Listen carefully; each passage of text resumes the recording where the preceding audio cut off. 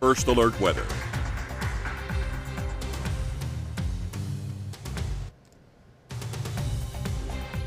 Now, your First Alert Weather.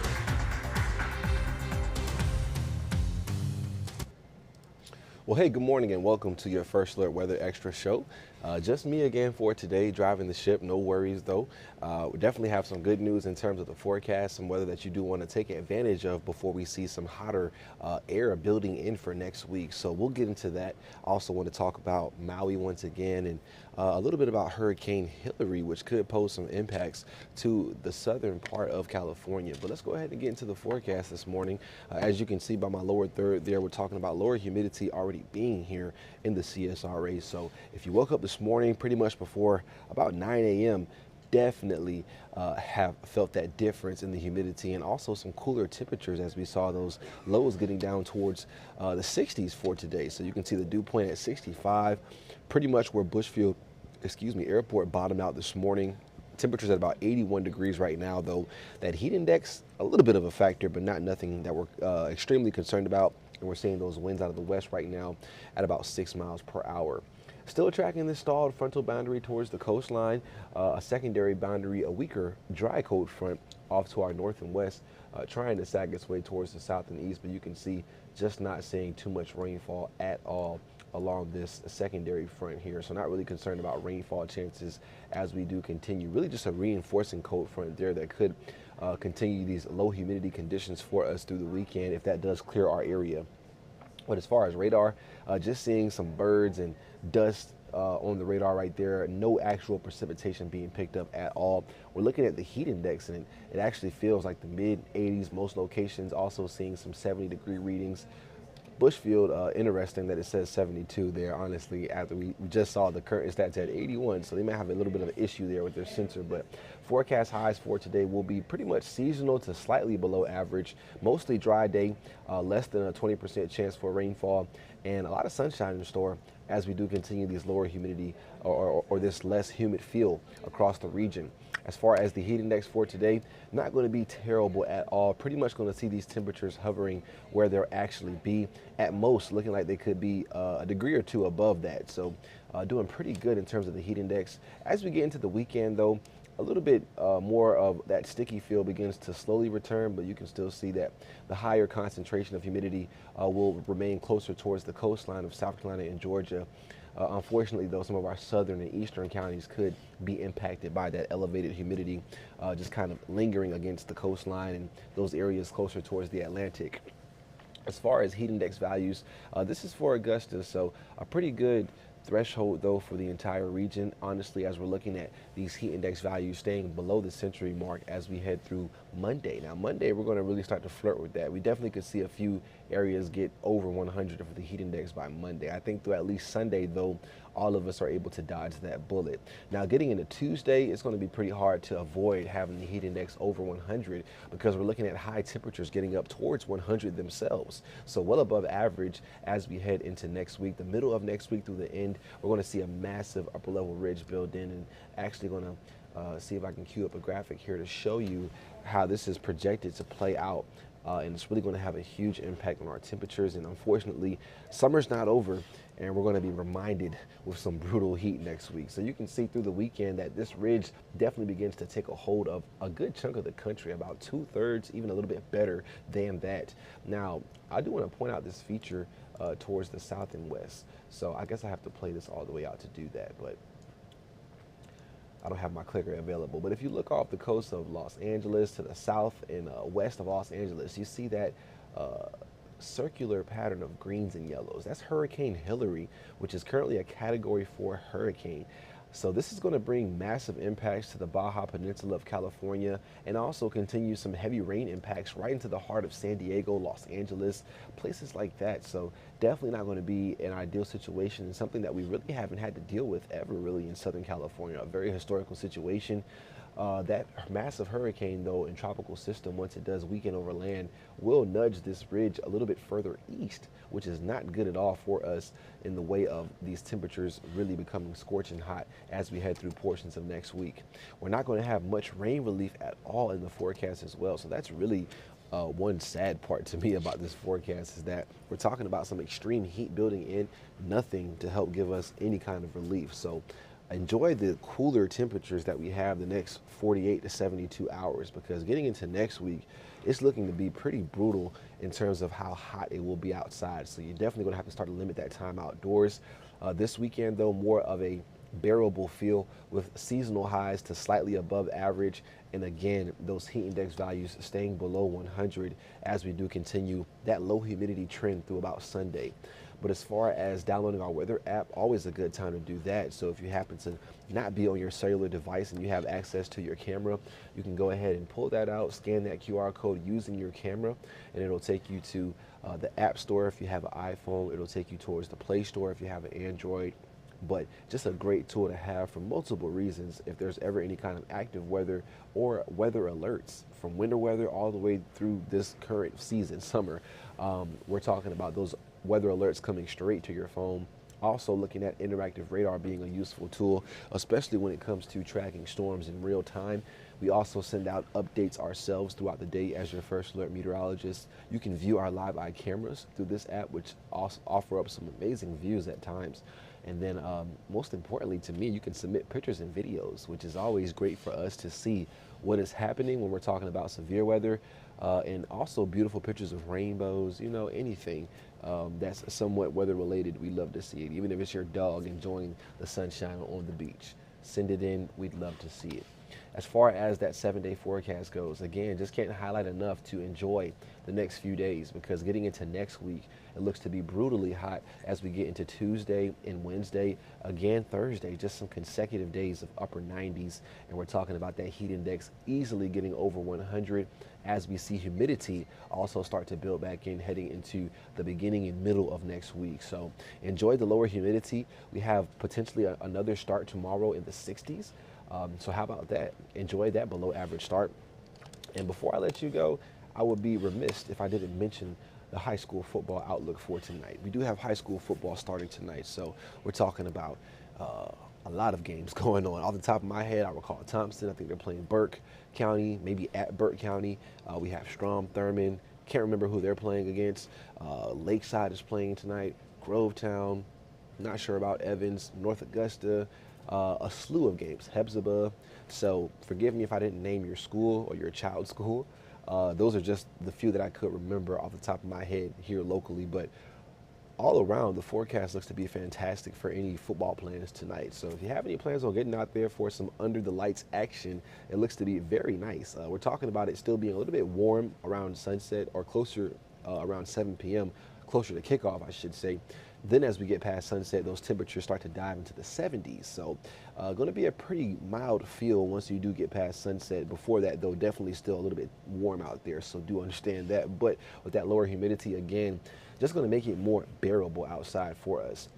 Not until next week does it begin to get a little bit more unbearable. So again, just enjoy that while you can. But as we transition from the local forecast into a story that we have for today, we're actually going to look at a Maui teacher saving their student from a wildfire. So as people rushed to escape the dangerous fire that has occurred on Maui, a chance encounter may have saved one teen's life. So we have Jolani Martinez reporting that it was the teenager's former teacher who came to the rescue. So let's take a listen. Even if I was on foot, it's still like all the smoke and fumes would have been crazy. Joa Navarro was at the outlets of Maui in Lahaina Tuesday afternoon when the fire began unfolding. He says he was running low on gas and was heading north when he spotted his teacher, Jackie Ellis, near Papalawa and Waine'e streets, then pulled up next to her at the light. Told me he was out of gas, and so we ended up going a little further, and then we ended up eventually right by Kamehameha 3rd, the school that ended up burning down, and Joa parked his car there and got into our car, and we just kept moving south. If I didn't see her going south, I would have just kept trying to go north. Probably, I don't know if I would have made it out, but. While the drive out of Lahaina was rough, Ellis got Navarro safely to his friend's home in Launiopoko. Definitely another thing to be thankful for her because she's already done so much for me in my class. The fact that Joa pulled up beside me, I was just like, what are the chances? Like, it was truly incredible. And it felt good knowing I was able to help someone, but then you're just like, what if I could have helped more people? So that's always in the back of your head. Ellis was a senior advisor for Lahaina Luna High's 2023 graduates. And while she waits for things to clear up before returning to her house, she continues to help her students and their families. She's exploring options for students who can't afford to go to college following the fires. Ideally, it would be cool to find some sort of funding for them, but it is so close to the school year that might be pretty hard to do. So if they can defer for a year and maybe work on finding funding for them is something that I would like to do. But I even have a friend who's a professor at Manoa who has reached out and wants to help any kids who have gone over there to start who have lost everything. She's just a really amazing person, and it speaks to her character. Jolani Martinez, Hawaii News Now.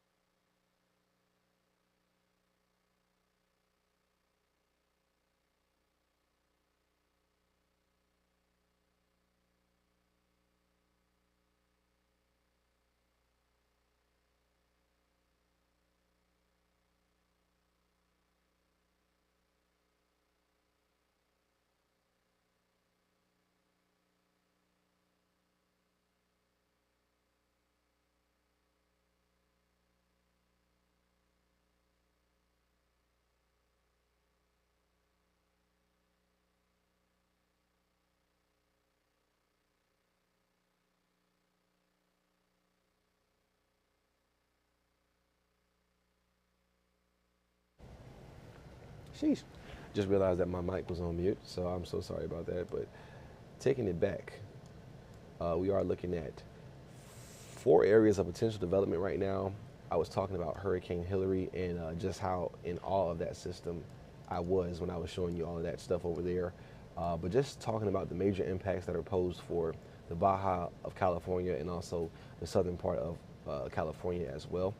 But as we continue to go through the tropics, talking about this secondary and following wave behind that, about a 70% chance that this guy does turn into our next named system. So definitely a lot of promise with that last area that we are watching. But overall, definitely an active setup in the tropics right now, and looks to continue to be that way for the next week or so, as we do have a lot of areas with potential development, and 2 of them right now a little bit more likely to develop, which are these waves that are a little bit closer towards Cape Verde and the western coast of Africa.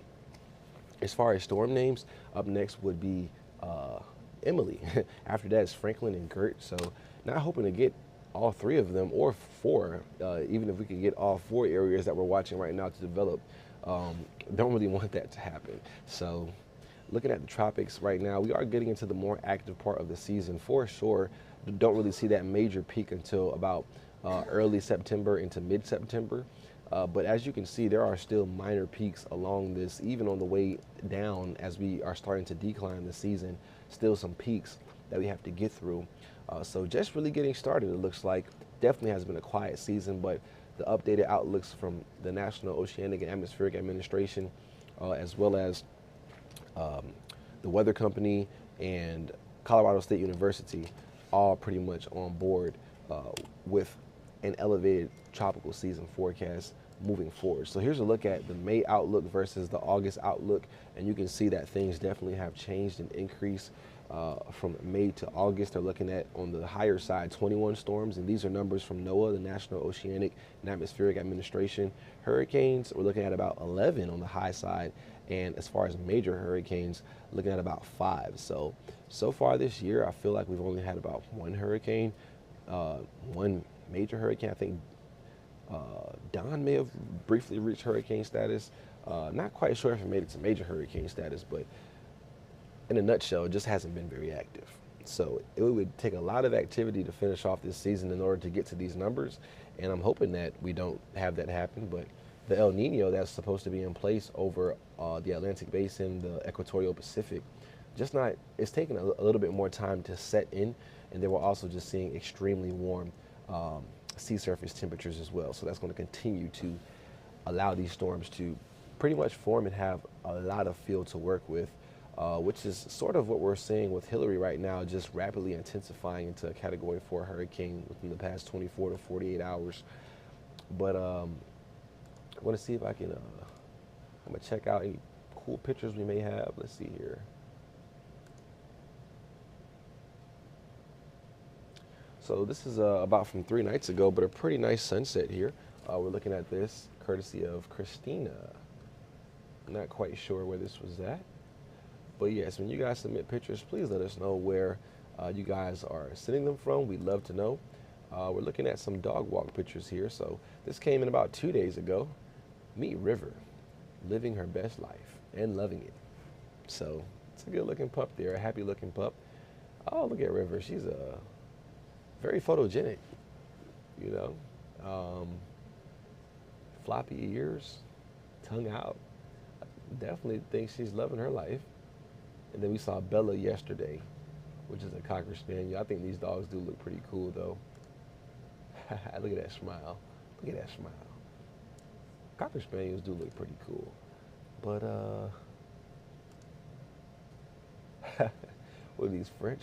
Are these French Bulldogs? I think they're French Bulldogs.